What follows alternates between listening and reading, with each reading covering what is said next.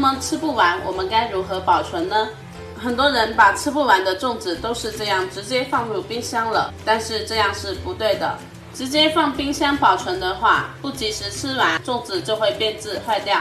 如果直接放进冷冻室，粽子会发干发硬，拿出来再热一热吃，口感也不好，所以一定不能直接放冰箱。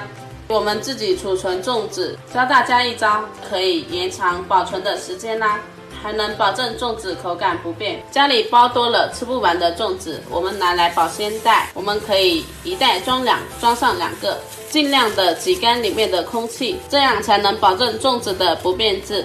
这样就可以放进冰箱的冷冻啦。少量多袋的装是为了避免我们多次取开，然后打开盖子，也容易影响粽子的口感。好啦，这样包好的粽子可以一起放入冰箱的冰冻起来啦。